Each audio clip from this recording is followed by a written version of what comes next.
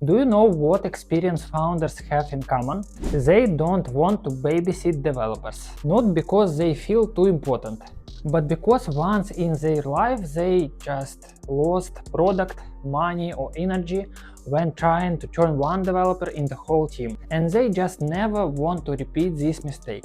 Experienced founders already went through the full product cycle: idea, MVP, bugs, releases, growth, more bugs, and support. And they know one simple truth: one developer doesn't equal a full team. Developer is not a QA, developer is not a PM, and of course he is not a business analyst. He cannot magically cover everything without losing the quality. And those founders learned another rule of the hard way.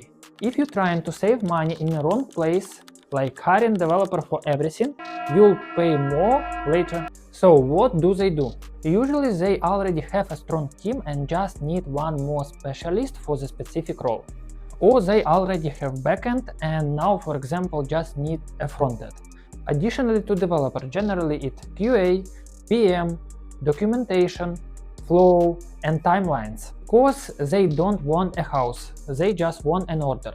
They need just a person who makes the task, not save a whole universe. But some founders try to hire one developer for everything. Usually those founders have zero real experience in product development. They want big results, but they're thinking like school project development. It's a classic. I'll hire one developer for $5,000 and he will magically build my startup idea, and I'll be rich.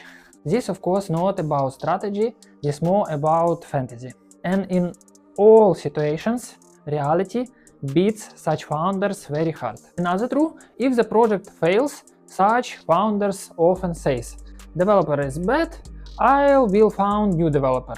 Okay, they hire the developer for everything for $3,000. The problem is not a developer. In general, of course, it's possible to hire one developer, but only if the founders understand how products development works.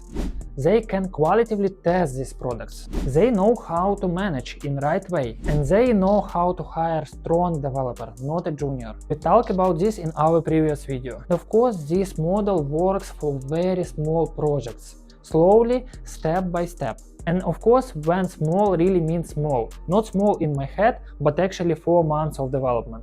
That's why experienced founders don't babysit the developers. They simply know by their experience the real price of mistakes. If you want to hire a developer without pain, lost money and time, book a free consultation. We'll review your situation, explain what role you actually need, and help you to avoid the typical traps. And of course, subscribe to the channel so you don't miss the new videos. See you!